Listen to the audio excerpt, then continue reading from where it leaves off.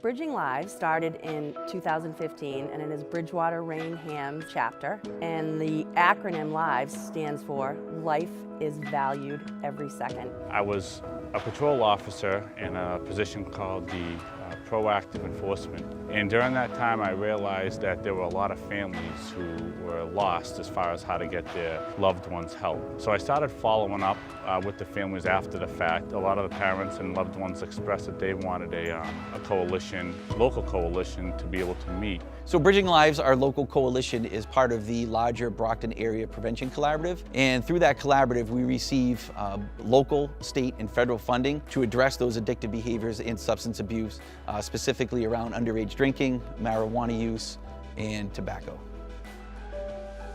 I got involved with Bridging Lives because I really liked the focus and the mission, and I liked that the central goal and mission really was around education.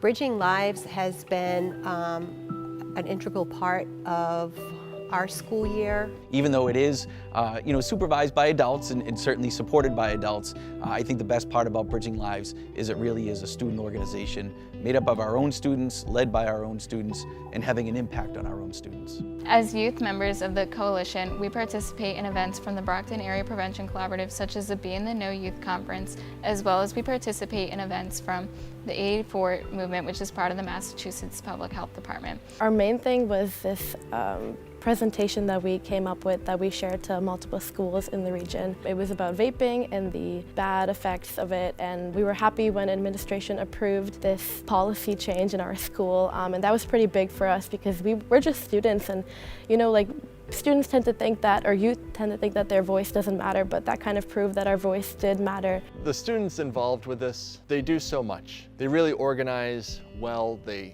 put it all together. The levels of interaction that they have with the younger students that I've seen. It is not just happening at the high school.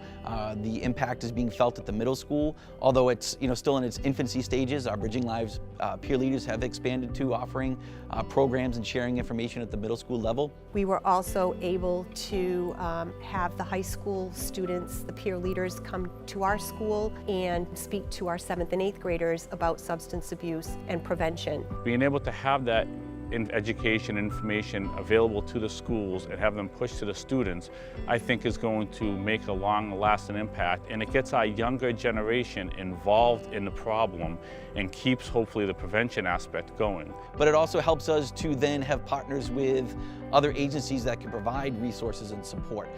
We've recently become involved with our senior citizens in the community. Hi, I'm Kathy Hayes. I'm the Outreach Coordinator at the Office of Elder Affairs here in Bridgewater. Bridging Lives has been very instrumental in getting us resource materials. Teaching good health and care to the younger children will help them grow up with a better image of what they can be and what they can do with their lives. We also were involved in choosing and supporting a selection for the summer reading for all of our rising 11th and 12th graders here at the high school. It talks about Jared's early life dealing with some of those adverse childhood experiences. By engaging in this book, Hey Kiddo, they might be able to relate to that, and they might feel more comfortable, reaching out and asking for help by those caring adults around them. Years ago, everyone was embarrassed by this problem, thinking it was their own household and didn't want anyone to know. And it's so important to let them know that there's no shame there, that it's a disease, it is not a character flaw. Now I see it more that the community works together. It's less of a stigma and people aren't as ashamed as much. My message to anyone who's thinking about joining this community is that they got it going on. There's hope, there's resources. It is possible. Recovery is possible. So I think that's what I really want Bridging Lives to let the community know. So it is important, I think, anytime we can work together as a community with the different organizations that can provide resources and support to our students, it's a priority for us. We're so proud at the middle school level of the students that we see getting involved at the high school level and becoming leaders. Bridging Lives has opened up so many opportunities for me past high school, and I'm so glad that I did the work I did with them, and I do the work I do with them now. I want to leave an impact as how you can prevent these situations as well as stop students from using substances that they should not have access to, as well as prevent access. Bridging Lives is one of the branches of the Brockton Area Prevention Collaborative that is made up of 5 different coalitions. The mission is Prevent and reduce substance use. By increasing awareness, providing education, and offering support. Within the community.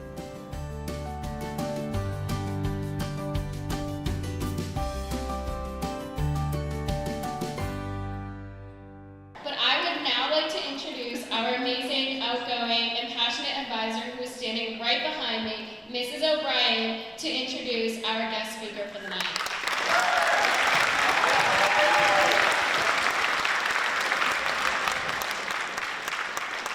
Thanks, guys.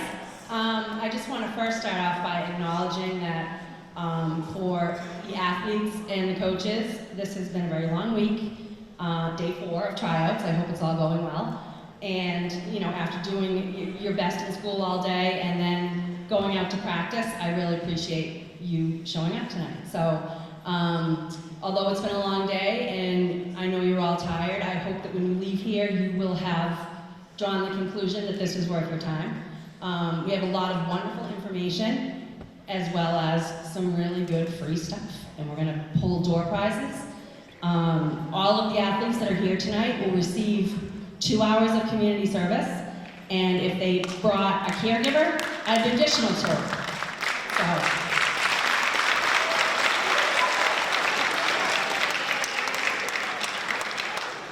Thank you. So before I introduce our speaker, I would like our wonderful peer leaders to just stand up and give a wave.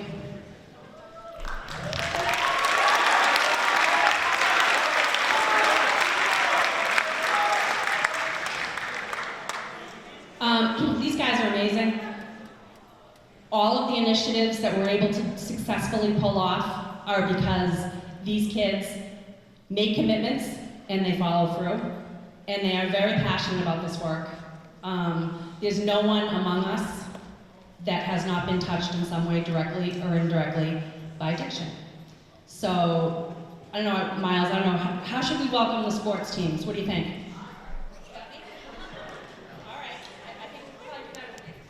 Hey, if y'all can hear me, y'all already know the words to say. We are! We are! We are! Should we do it one more time? One more time? All right. We are! We are! We are! Thank you, Miles.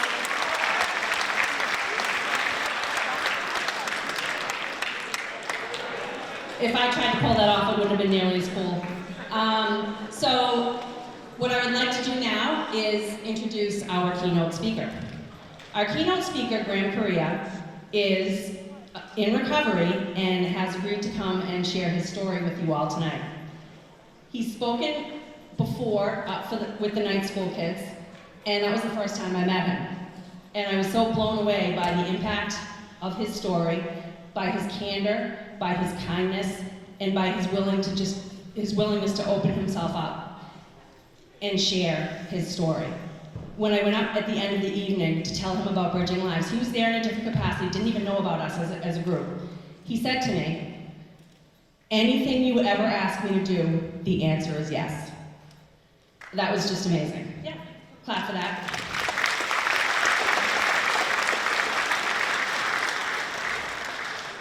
And we communicate regularly, and I'm proud to call him my friend and to say that he follows through and is always offering to do, to show up, to come, and to give of himself. So I'm not going to tell you anything about his story. He does a much better job of that. So I would like now to introduce you to Graham Correa.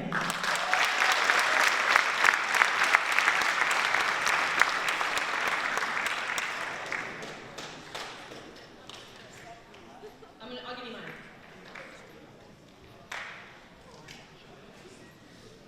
So before he starts, the first thing I'm going to have him do is read this name. And our first giveaway tonight is a gift certificate to Rainham House of Pizza for $40.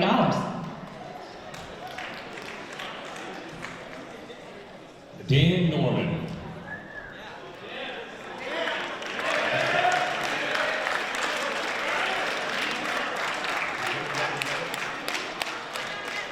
Come on down and get it.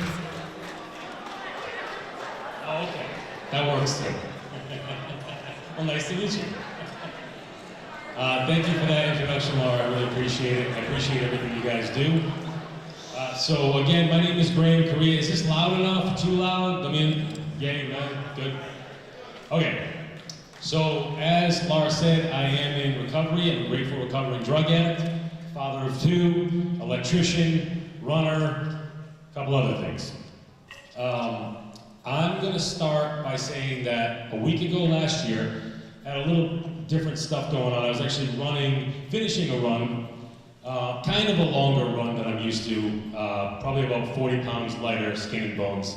And there's a reason for that. And I'm going to get into that, but first I'm going to go back to when I was about 12 and a half years old. And I'm going to go back there because that moment was the moment that I learned that drugs and alcohol were going to be there for me and allow me to take myself out of my own reality because I couldn't deal with things. I was very uncomfortable.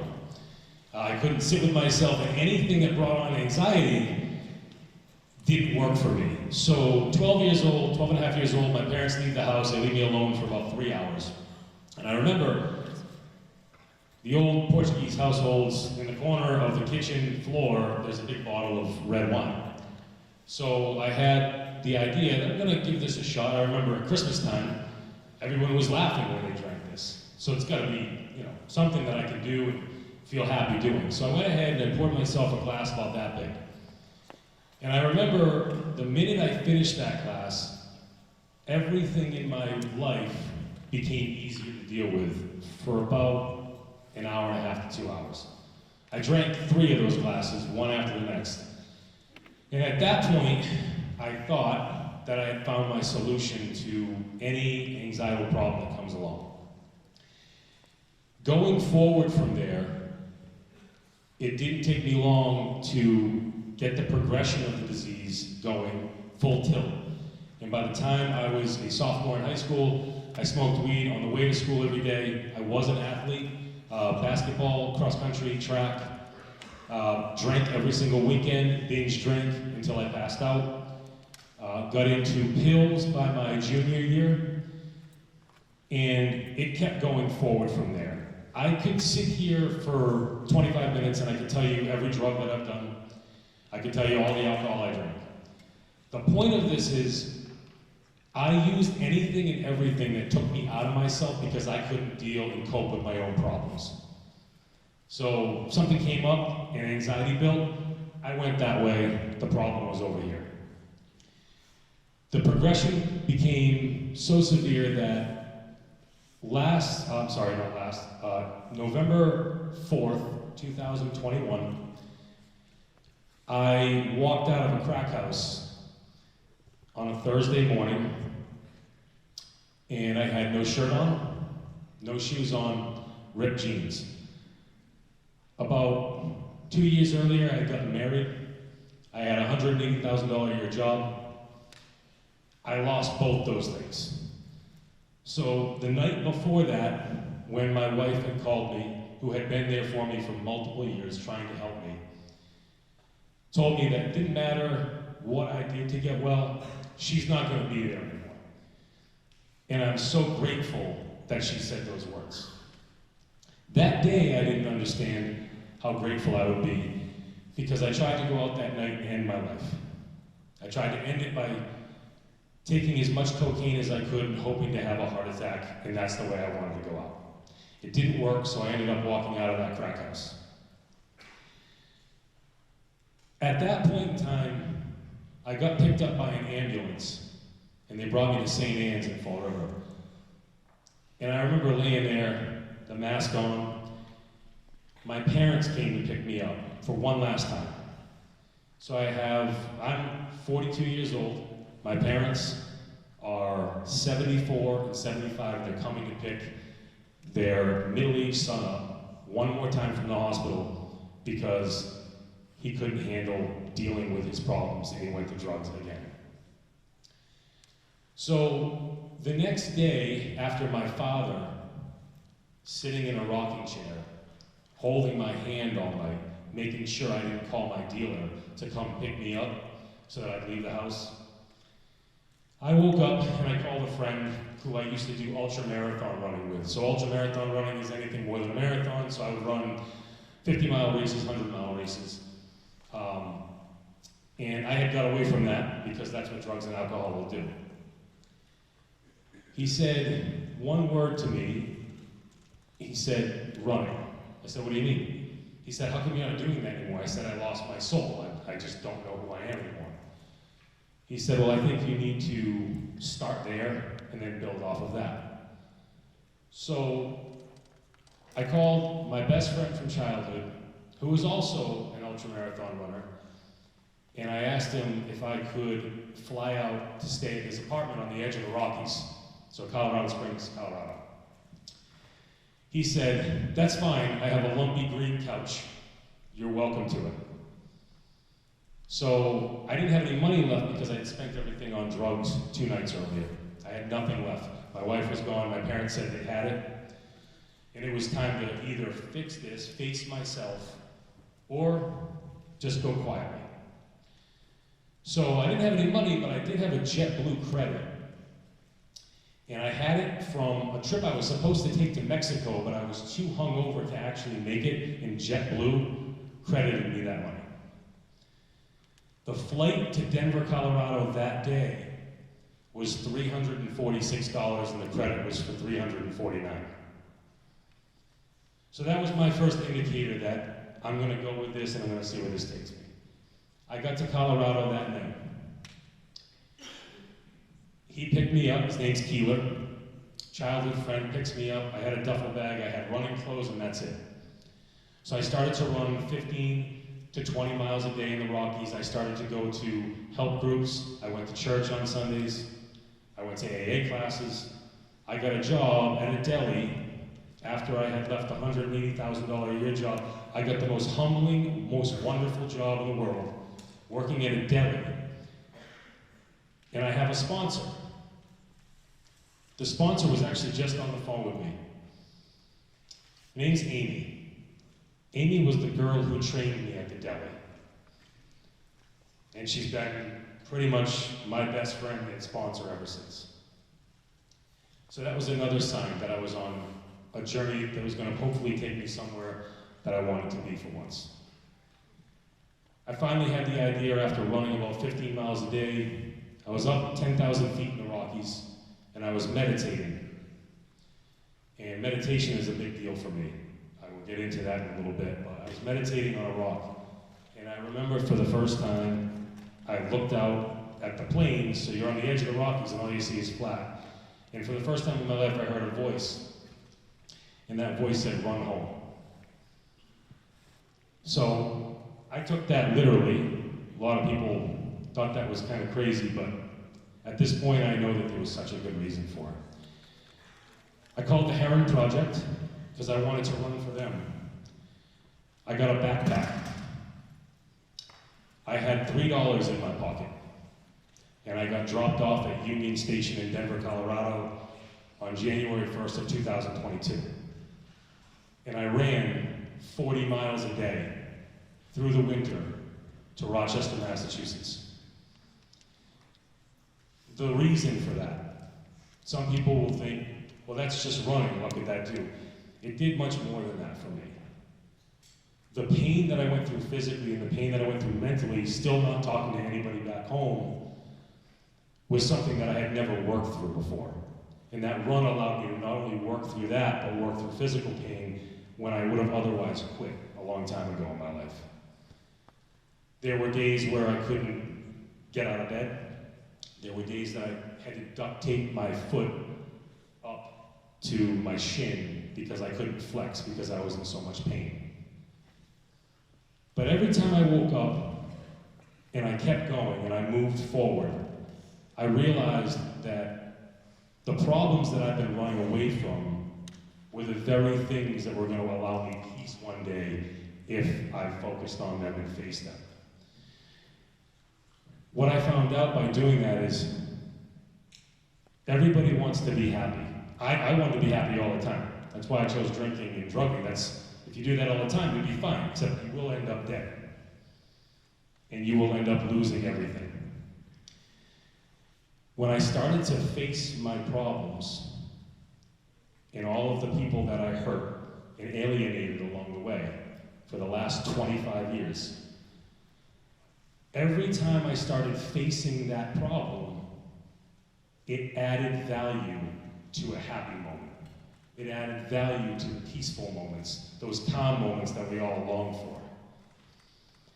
And the biggest thing that I've learned through all this is we are always running away from things that make us feel uncomfortable. When those things that make us feel uncomfortable are the exact things that you need to move forward and be okay with yourself. There's been so many people out there that have helped me, so many groups that have helped me, and this that you guys have going on right now is pretty special. I've never seen so many people get together and know each other and just want the best for each other in my life. So you guys have something really special here. But I wanna give a message today, and that message is, I don't think what I did as far as running across the country was some impressive feat. It wasn't about that. It wasn't about I can run far. It was about I can conquer something even when I think I can't. And that's what I want you guys to learn and understand about yourselves. Everybody in this room has the ability to deal with this. And there's going to be some people out here who know what I'm talking about when I said I was 12 years old and I found that solution. I know there's people out here who hear me and understand that more than some other people. But everybody has that feeling of discomfort and anxiety. And we tend to run to something else to get us out of that reality as fast as we can, making it more difficult the next time we come back. That was my problem. Now more than ever, when a problem comes up for me that I know is going to create anxiety, I can actually smile at it. It's going to be totally fine. I would never be able to stand up here and talk in front of anybody. Never mind you amazing people. That's what this journey has done for me, but it couldn't have done it unless I was able to finally take a good hard look at myself. And that's the thing that I've done more than ever. I've taken accountability for everything. I make amends pretty close to a daily basis now. I've hurt so many people that that's what I need to do to get myself back, that younger version of myself that I lost a long time ago. So, I got back last week, this time last year, ran up to my parents' house, gave everybody a hug, and I thought all my problems were over. They weren't. That's when the real work started. That's when I started to have to go to groups, talk to people, talk to therapists, speak. I've had multiple times where I've wanted to run to a drug or alcohol. I haven't. It hasn't been easy, but doing the work that I've done has allowed me to understand that that's going to be okay. So I actually started to run again. I took some time off from running. I think 2,000 miles was enough. And I started to run again last week. I'm going to try to go to Norway next year, and I'd like to run the length of Norway. I'd like to do it for charity work, and I'd like to speak for a living. That's where I'm going to go with this, and I'm going to see if that'll work out for me. But it's okay if it doesn't. I'm just excited that I get to wake up every morning at this point because I was almost dead 16 and a half months ago. That run gave me myself back. That run allowed me to remember the little kid who grew up on a horse farm And that's the thing, you guys. I grew up on a horse farm with a basketball court in the backyard, a lake in the backyard. My parents gave me anything I could ever want. It doesn't discriminate. It doesn't matter if you grow up getting everything you need or the opposite of that. If you're not okay, you need to speak that and say that and own that and then deal with that. I didn't do it. It took me 28 years to do that. So now I'm standing here today, I'm sober, I'm clean, and more than anything else, when I wake up on a Sunday morning, I don't have to worry anymore. I don't worry the way that I used to worry. And that comes from talking to people, being open and honest with yourselves, and understanding that unless you give yourself a good hard look at what you need, what you haven't been giving yourself, you're not going to do this. So talk to people.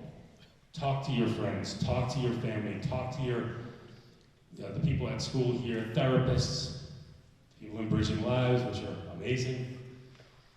And, you know, if anybody has any questions, I will be on the panel after this. But I don't know, I didn't have a lot of time to talk, so I couldn't go into the run that much, but feel free to ask the questions up there. That's it, guys. That's my story. That's where I got well and I still So at this time, we are going to have a panel discussion. So I am going to call up our panel. Maybe we'll pull another prize.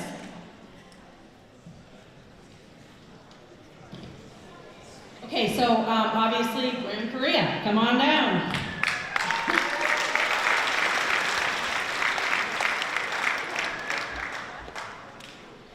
And next on our panel, Miss Angela Watson, your principal.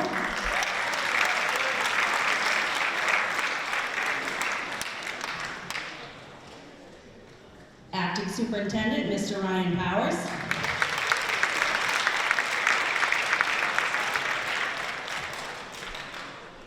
Our Athletic Director, Mr. Bill O'Connell.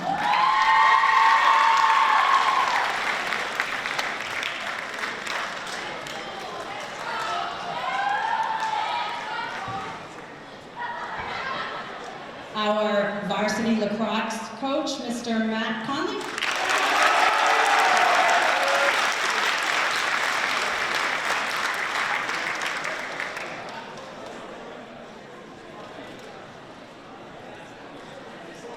Bridgewater firefighter, paramedic, all around awesome guy, Mr. Billy Lee.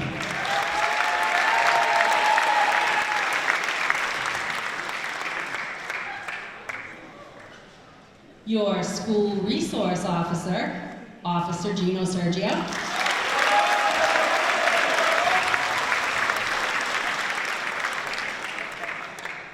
Our nurse leader for Bridgewater Raynham Regional School District, Ms. Claire Vernon.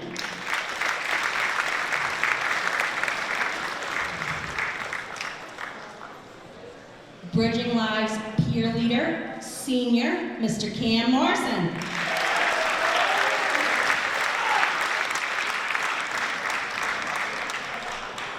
Our second student panelist, senior, and Bridging Lives Rockstar peer leader, Kiara Rodriguez.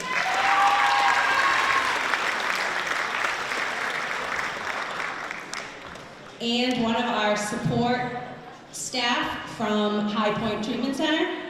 And these people are the ones that really put us on the map. They support us in everything that we do. Mackenzie Latham.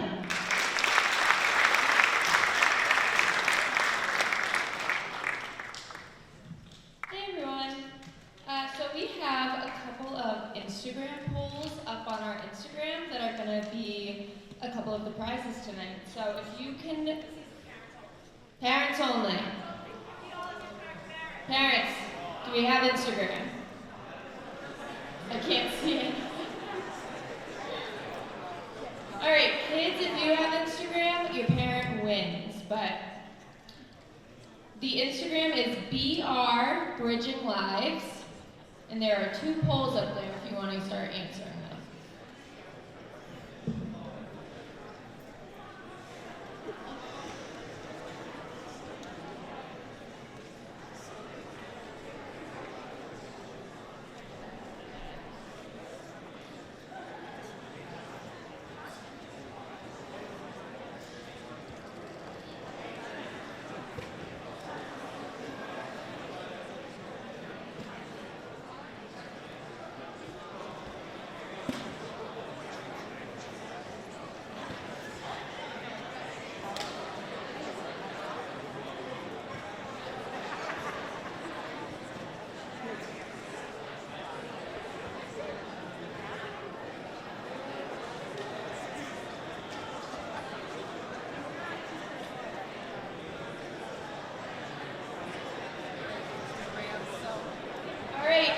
first winner is Sophia O'Reilly.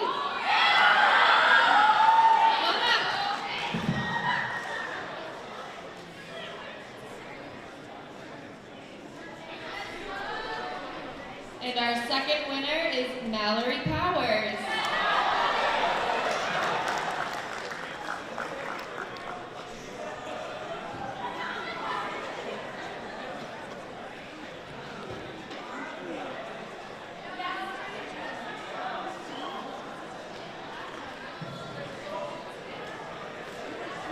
Okay. And Miss Watson, I'll let you tell them what you're going to pull right now. All right. So the recipient is going to get a free parking pass next year. I don't have my glasses. What is this? This is what happens when you get old and you can't see and you need your glasses. Shit.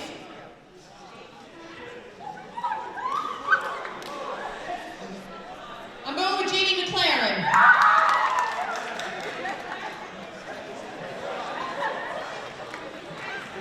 We're working on your penmanship. All right.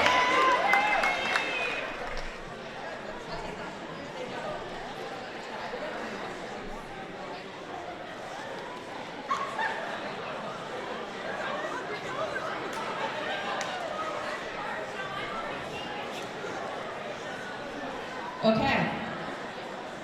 So I am going to pass the microphone to Billy Lee, who's going to share some thoughts with you. And then if you listen and you're nice, then he might, I don't know, give out a free tux and maybe a prom ticket. Cool. You guys still wear tuxes?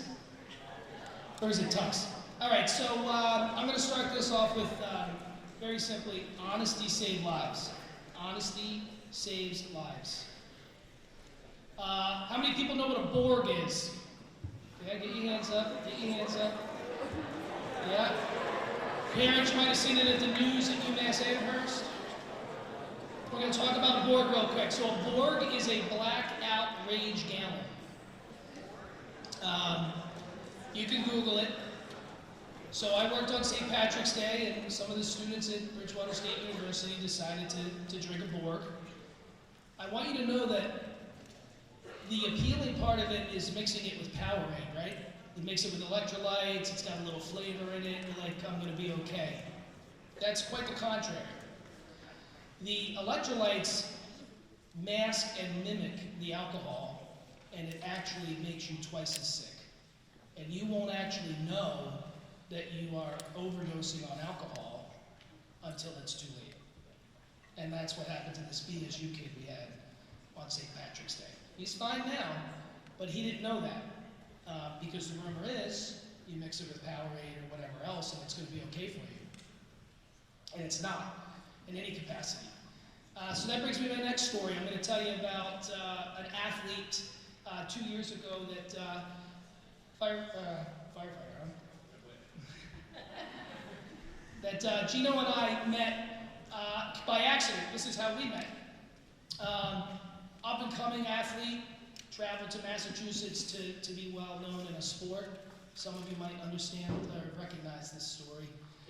So I'll start with, so he goes out with his buddies, tells everybody, hey, I'm going to go to the gym, we're going to work out. They went to the gym, they never went inside. They smoked a large quantity of marijuana, and then they were shotgunning beers in the parking lot. He shotguns a beer after smoking some pot, and he passes out, and he hits his head on the ground. Knocks himself out a little bit, his buddies pick him up, they put him in the car, they drive him home. He comes in, he's acting okay, tells the people he's staying with, hey, I'm gonna go to bed, I'm tired, I got early practice in the morning. He wakes up a couple hours later, very ill, and went downstairs, and the family called 911 because they thought he had done drugs. No one knew that he had hit his head. And this brings me back to my point, honesty saves lives. Honesty saves lives, okay? Doesn't matter how much training I have, medical stuff, all that stuff in the back of the ambulance, You know, really the ambulance, all said and done, is worth $1 million. None of that stuff matters if I don't know what's wrong with you. Luckily, one of the kids that was there was honest and showed us a video of what happened. And we knew he hit his head, and we were able to get him to the hospital. Unfortunately, he didn't make a full recovery, and he's never going to play sports again. If his friends had called 911 right away, he more than likely would have. If they had gone home and told the parents the truth and said, hey, he hit his head really hard, it probably would have been a different outcome. But they were nervous and scared because of what they were doing. Also, it was much more difficult for us and the hospital to take care of him properly because of the amount of marijuana and alcohol he had used. We had to give him enough sedative that probably would have put a 400-pound person down, and he only weighed about 150 pounds. So you need to be honest with this, because honesty saves lives. All right? I'm going to leave it at that. Who's next? Oh, wait, I'm giving the tux away. Yeah, yes.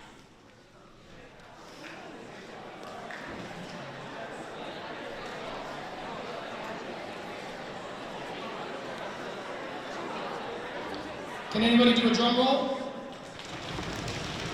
Joseph Brandt.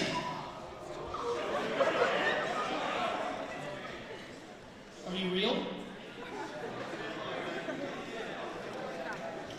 Who's coming down?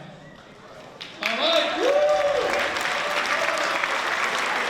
All right, drum roll, let's go, drum roll. Juliana, N-E-V-E-S, I don't want to make your name. Juliana. Nevis, Juliana Nevis, thank you.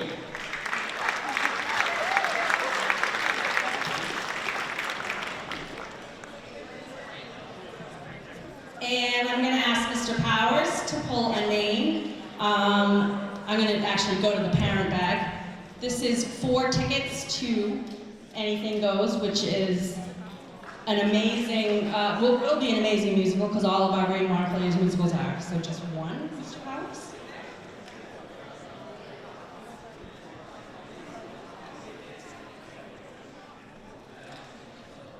Jesse Strandberg.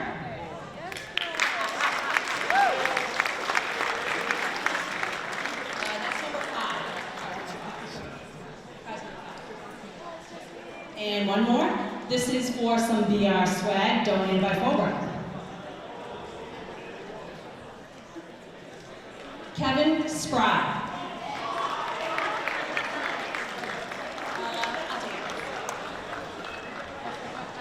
That was number 6. Yep, that's it. Okay. I am now going to hand the microphone over to Officer Sergio.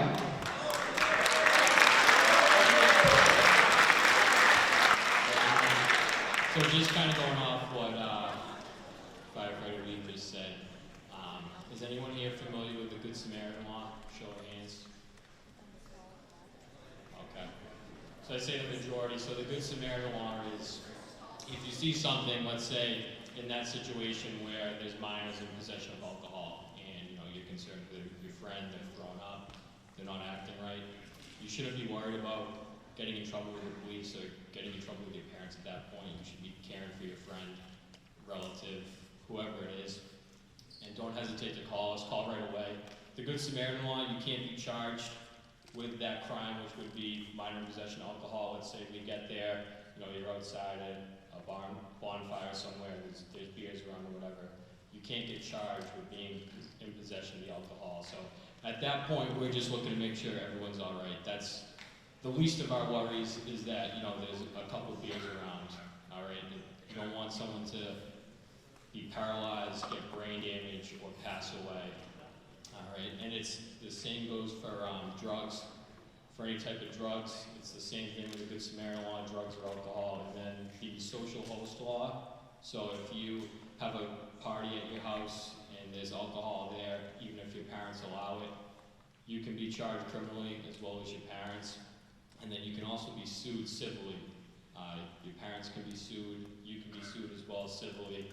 So just to keep that in mind. Does anyone have any questions about any of that? Any question about the Good Samaritan law, social host law? No? All right.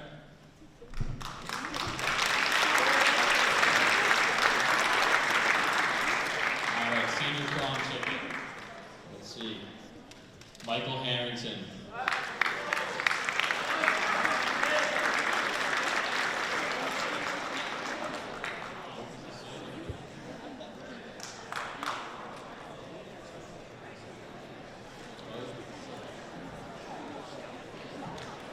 And the next person I'd like to have you hear from is Ms. Claire Grennan. She is, as I said, our nurse leader for the district.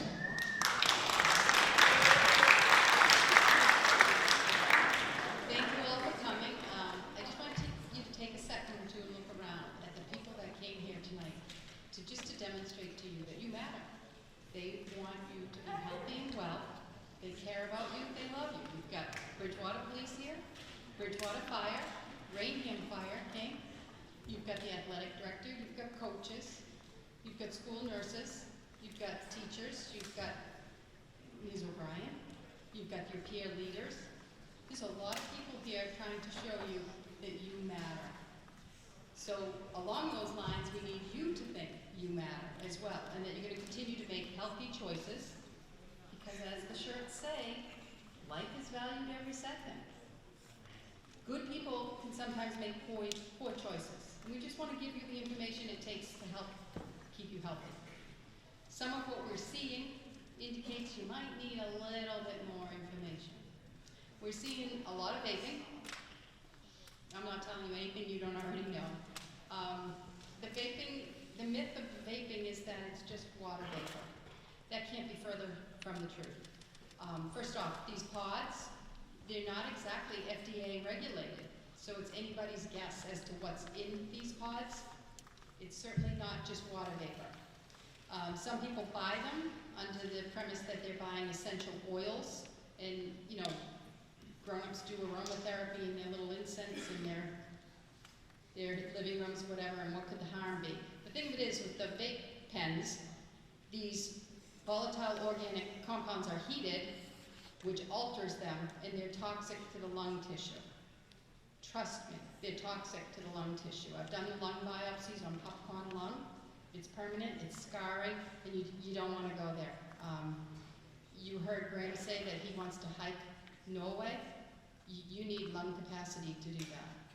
So make wise choices. People who vape have higher incidence of all the bronchitis, common colds, lung infections, and actually your immune system changes. So you want to think carefully about it. Along the lines of vaping, people kind of order up more than essential oils. They order up their marijuana pods. Again, this stuff is not regulated, so what we see sometimes is somebody that vapes and they're pretty regular and think that they know how many hits they can take. They get a different pod, and it doesn't shake out that way that day. They're much more highly affected, and it's anybody's guess as to why. Again, the concentration is not regulated. From the medical facilities, and we have two right here in Bridgewater, a person that works in it refers to the marijuana pods as the sausage of their products. It's that day's leftover, and it changes depending on what they were working on that day. So again, the concentration is, and that's at a medical facility, and I tend to think a lot of what we see is not from a medical facility. It's bought on the internet, and it's whatever they're selling. The other thing we're seeing, and this is kind of sad, is cannabis hyperemesis syndrome, or CHS. It's keeping the ambulances busy, lots of trips to the emergency department. We don't come stamped. No one knows who's going to get this and who doesn't. It's kind of an autoimmune, kind of an individualized thing. It is hours and hours of vomiting with intense writhing stomach pain, and it tends to be predominant in chronic use, 20 times or more in a month, in adolescence. It's not pretty. You know, your digestive system is a very delicate balance. What goes in comes out. It's a timed, well-orchestrated symphony of events, and this is messing with it. imagine hours and hours of vomiting. And the truth is, there's no cure for this. They can try to treat symptoms, try to alleviate some of the pain. They're throwing everything at it right now. Antipsychotics, benzodiazepines, whatever. This pepper oil, capsaicin, is being used to try to alleviate it.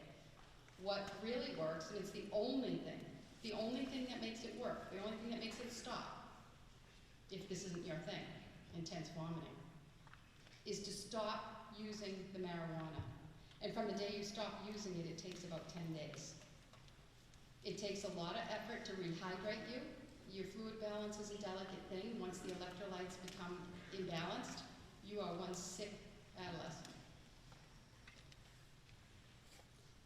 The other thing we, fortunately, have not seen too much of, I'm sure the fire and police have seen it, is an uptick in fentanyl use in the area. This is, the one takeaway tonight is to understand there's relatively little to no heroin in the area. It's fentanyl.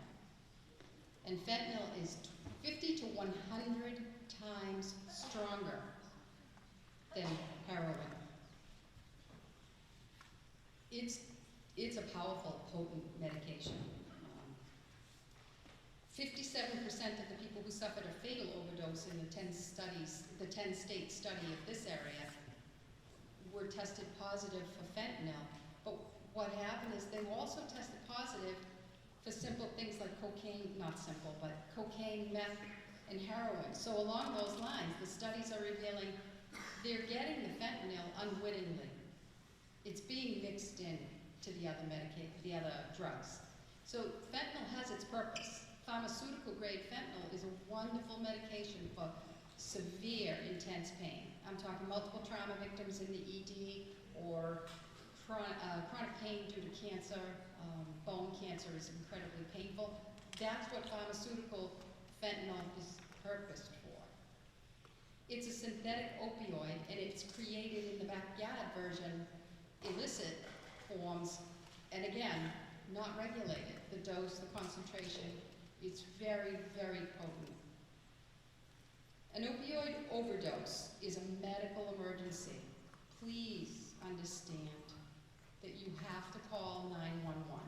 Please don't engage in any of those foolish, give them ice, do this, do that. Just call 911, please, right away. And you're gonna know it, the pinpoint pupils. Administer naloxone if you have access to it, that would be wonderful. Roll them on their side and stay with them. Please don't leave them. Just make sure they're breathing. But again, I can't stress enough, call 911, okay? And again, be careful what you're buying out there.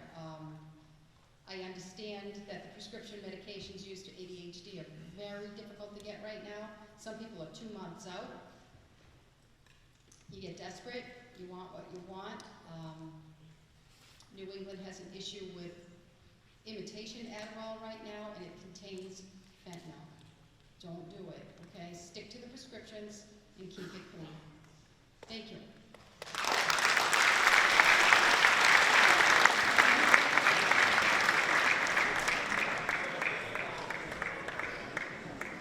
$50 Colettis. Deb Perry. I'm sorry, Sophia Perry. Sophia Perry.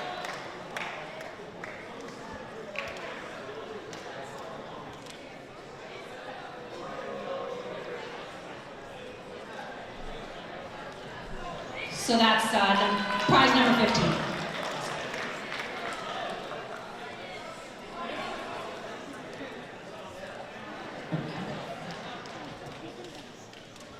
All right, I'm going to ask our athletic director, and I'll let him tell you what he's giving away. All right, this name is for 4 free passes to all the home football games next fall.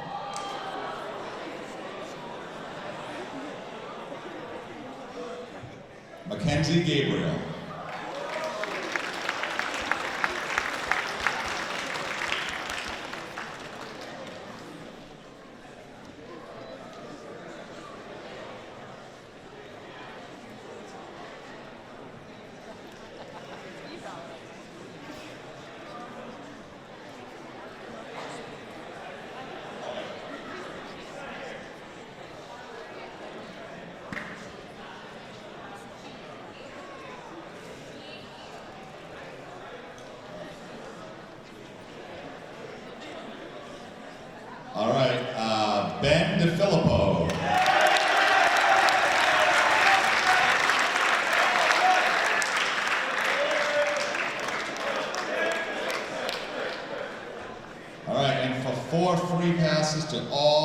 boys and girls home basketball games, Karina Walsh.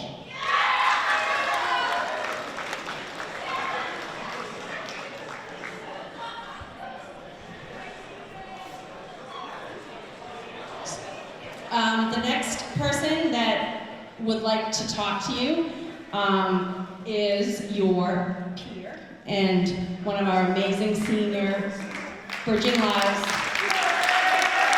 leaders.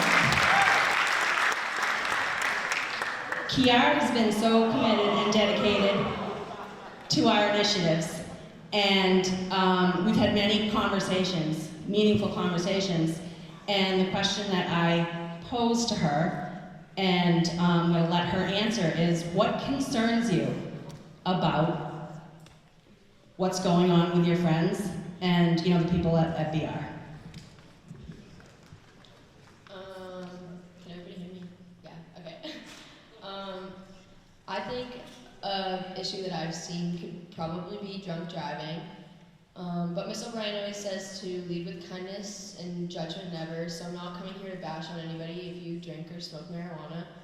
But all I'm asking is that if you're going to be intoxicated, to not get behind the wheel, because you can negatively affect your own life or many, many others when doing that.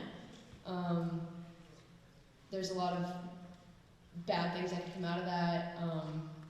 But next thing that I wanted to say was basically touching back to what Billy said, honesty saves lives. So for students, if you're in a tough spot, if you're drunk and you need a ride home, I don't think that you guys should be afraid to call your parents. And parents, you shouldn't be ashamed of your kids for calling you if they do need help, because you would rather see them be safe getting a ride home by you or another trusted adult, rather than getting behind the wheel themselves and having a worse outcome. You never know what can happen. So yeah, that's all I wanted to say. Cam, is there anything you would like to add to, the question of what concerns you about your friends? No.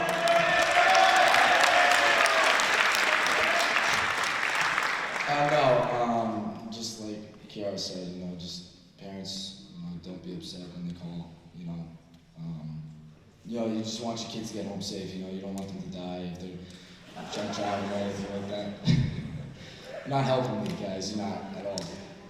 So, yeah, just be safe, be smart, and just like Kiara said, honesty saves lives.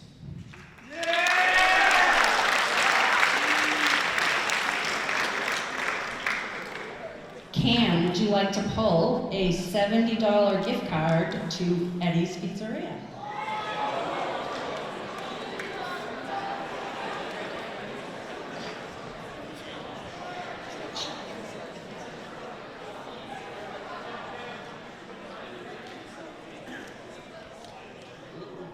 Ryan Conroy.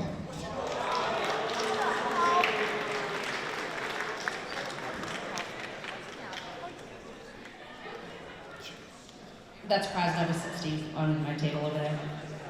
And I'm gonna have Kiara pull a very special gift card. I'm gonna give her the parent bag. This is $100 gift card to Wander to Bloom Day Spa.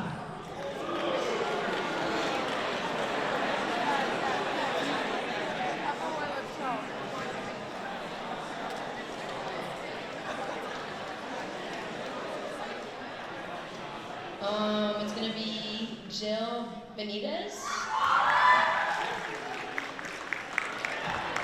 Come on down.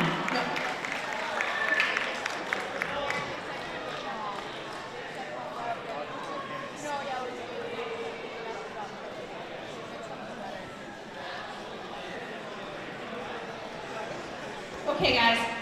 So at this time, I would like to, there are a couple of other questions that we have for our panelists, but I'd like to open it up to the audience and see if any of you have questions for Graham about his incredible run, about his journey, or any of our panelists. Does anybody have any questions?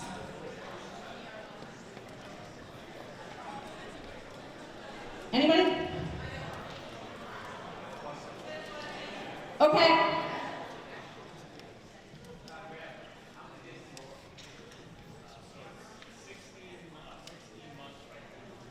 The question was how many days sober, and the answer is 16 months.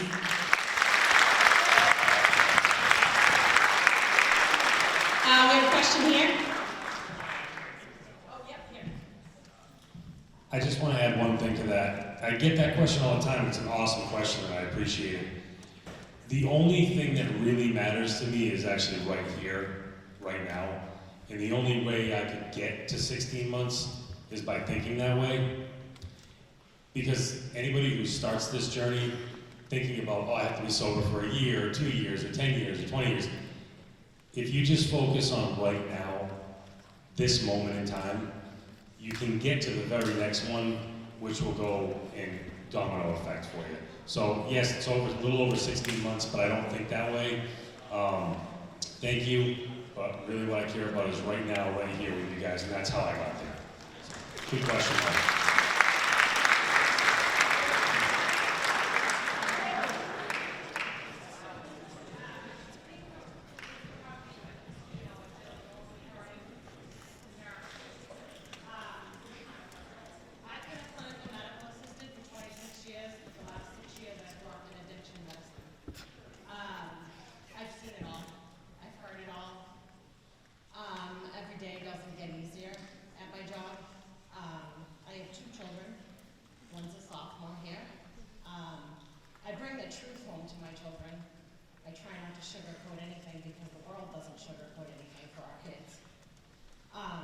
My question to you is, and Graham, thank you for coming, but on the flip side of his story is the stories of, I tried it once, and now I'm not here to tell my story. Because I have plenty of those patients that, yes, they did live, but they've lost their lives completely, like Graham said. But I've also had the patients or family members of, or friends of that said, he tried it just to try it, or she tried it just to try it, and now they're not here. I think the children need to know that, because this generation, even I'm 49 years old, and the generation even right under me doesn't realize that it takes one time to either ruin your life or take your life. So I think that needs to be really stressed too, because like Graham said, you may not ever come back from it. So I don't know if you have that to tell that story too. Or anybody can answer it. Yeah, I can answer it. I've had 14 people die in front of me. I've been in a room with people who did it all the time, have got resuscitated 3, 4, 5 times, or Narcan at that point. But I've had 14 people die and not come back right in front of me. And people that I went to rehab with 4 years ago, when I first started this journey, they got out, they were fine, they went right back to one time, and they were gone. I have friends that died in car accidents from alcohol, alcohol poisoning. So it is real, and I consider myself very lucky to still be here, but it takes one time,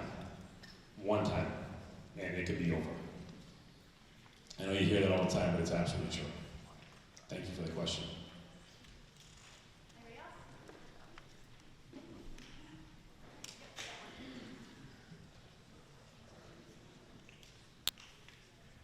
The voice you heard, was that a thought, or did you hear a voice outside? You heard an auditory voice speak to you? That's a good question. It was God.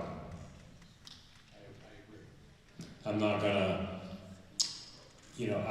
that's been the biggest part and always will be the biggest part of this for me. I don't think it's a man in the sky sitting in a rocking chair with a mug. I think it's vibration, I think it's frequency, I think it's the people around me, the connections that you feel with people, trees, air, listening to the ocean. I think it's everywhere all the time, and I didn't believe that until I took that journey, because after day 3, my body was crippled. I got from the edge of Colorado, Kansas to home through nothing that had to do with me physically at all. It was God. And I will say that every time I'm asked. I'm not ashamed of it. Nobody should be ashamed of it. It is everywhere, and everybody in here is getting watched over. You just gotta kind of open up a little bit. But yeah, that voice was God. I'm 100% sure. I agree 100%. Thank you for the question. I agree with the voice too.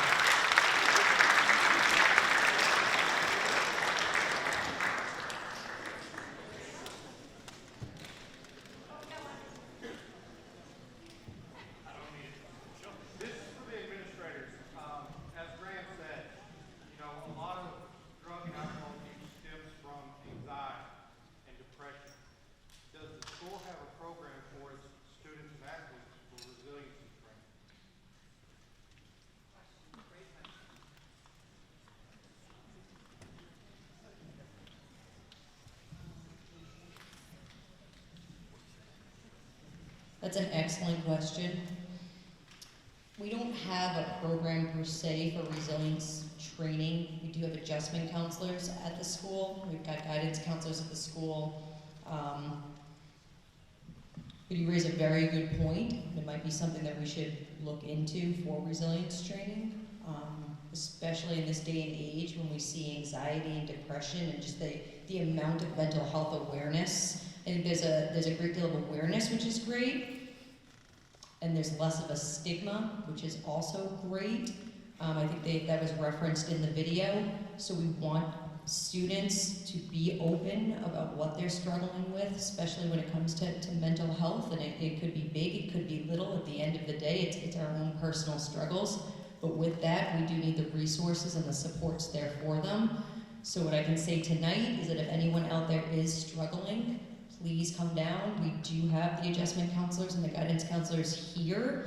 We are also just recently connected with a program called Care Solace, which helps to immediately connect families with outside resources, which we are all in desperate need of.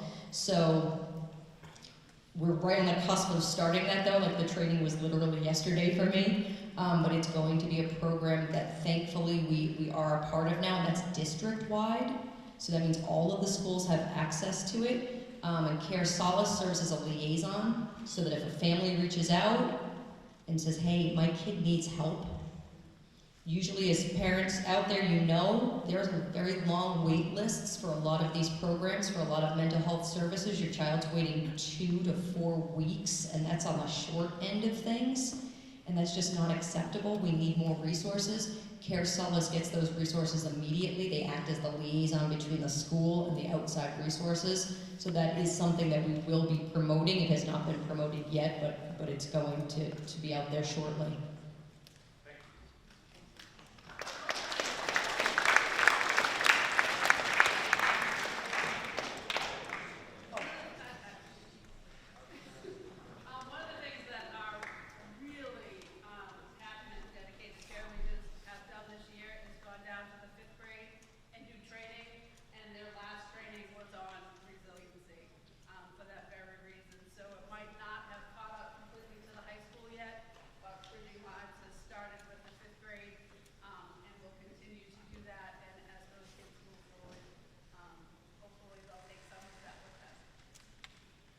And when I tell you, when these guys show up, they visit the same 5th grade classrooms 4 times a year. This is a brand new program that we started. And it's like, you know, Taylor Swift is walking in the room, or I don't know who male. Give me something. Thank you, Jake Gyllenhaal. They look forward to seeing these kids, and as much as we like to think that our children listen to everything we say, they listen to these guys far more. And we've worked so far on self-confidence, self-esteem, resilience, and build connections with these 5th graders. And our 4th trip to the 5th grade, we have 20 kids that go to Rainham and 20 kids that go to Bridgewater. We'll focus on addiction and substance use, with the idea that we've built connections. That's a heavy topic for 10-year-olds, but now they've built connections and built trust with these high schoolers. And when I tell you, we had a national conference, and our kids presented to 200 plus students from 15 schools, and as a result of doing this work, they were by far the best presenters of the day. They have confidence, their timing and their intonation and their comfort level speaking to people, it's mind-blowing, right, Ms. Warren? I mean, you would be absolutely so impressed and so amazed with your kids. So, yeah, I definitely have to give them props for that. It's not easy to do. It's become super easy for these guys. So I just wanted to pose a question, you know, and have a couple of the panel members comment. I think as parents, myself, I have 3 children, the youngest of which, I think he's in the back. I don't know if he's here. Who's 18 years old, he's a senior in high school in North Attleboro.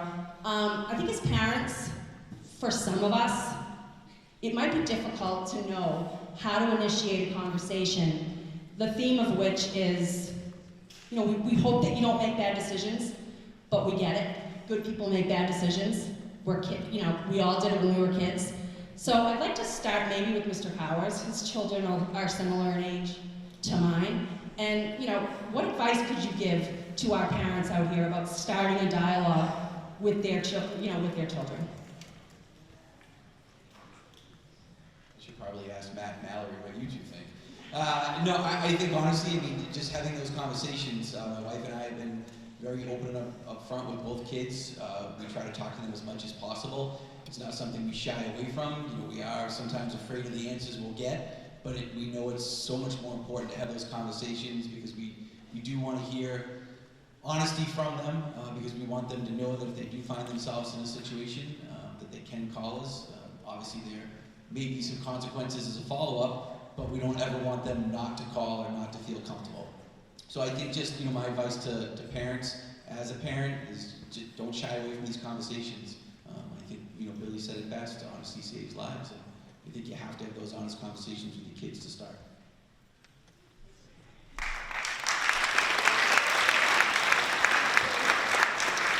And I'm going to pass this one down to Billy, who, you know, Billy and Gina respond to this all the time.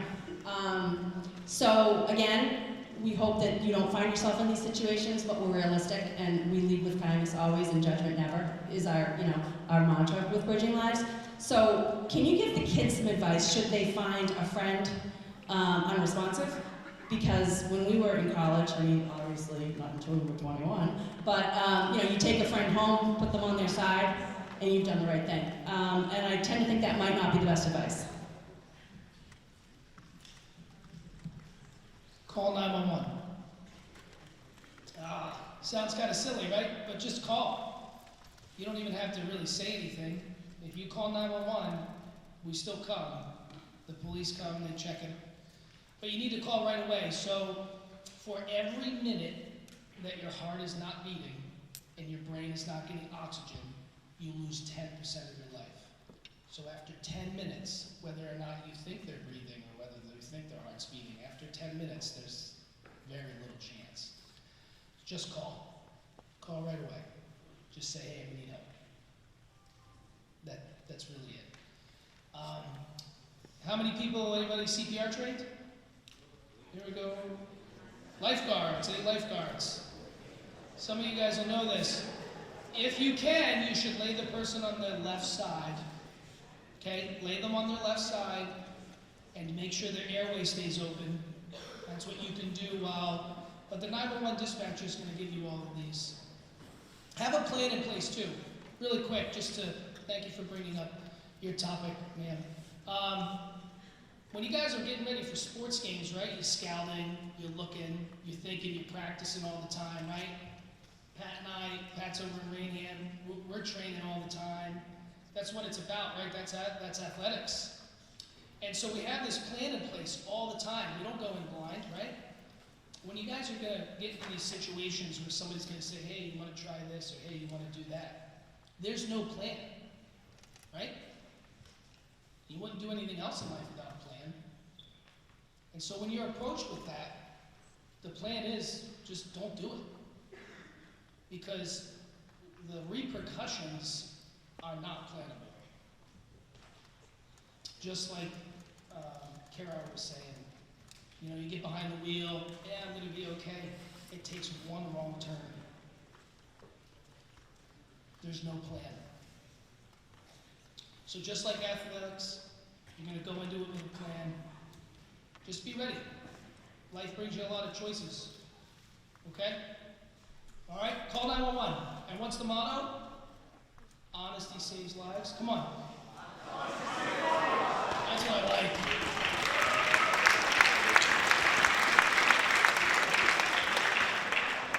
Exactly what Billy said, and everyone knows where my office is. It's right across from the auditorium here.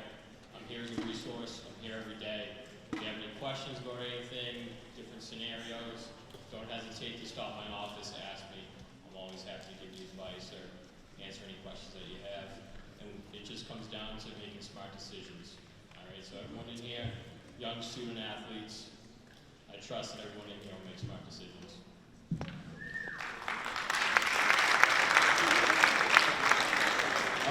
Just real quick before I draw our last couple of prizes, along those lines, you guys are all here as members of sports teams.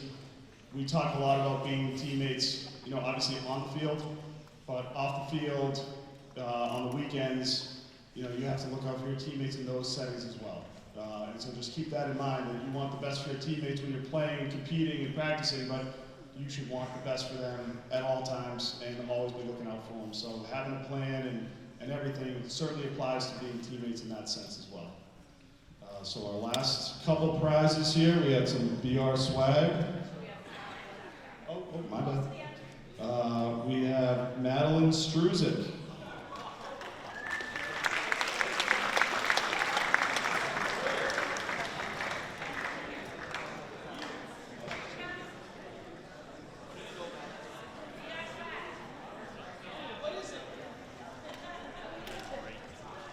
We have another one here.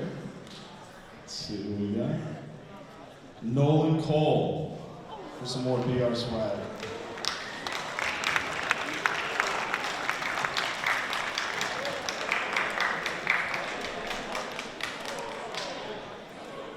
All right, I have a couple more prizes to pull, and I also just wanted to say for any students here or parents and caregivers, if anybody is interested in being involved in Bridging Lives, or students if you're interested in being involved as a peer leader, I did put up another Instagram poll, and you can drop your email, or feel free to come up and talk to either myself or Mrs. O'Brien at the end of this.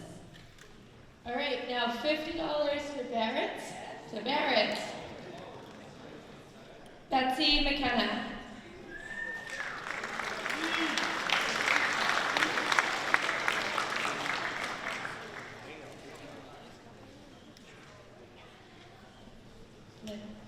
Kim Lanigan.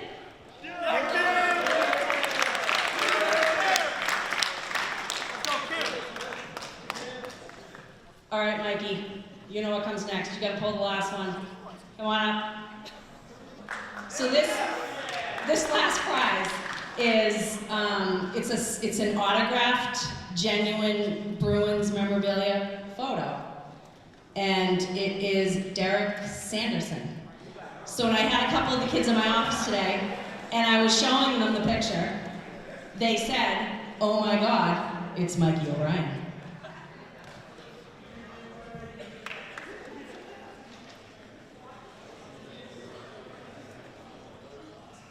Olivia Roy.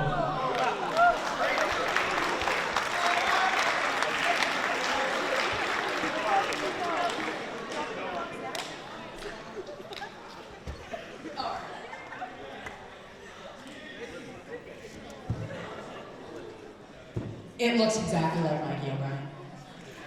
All right, and I'm gonna hand this over to Graham, who has just some closing remarks for our athletes.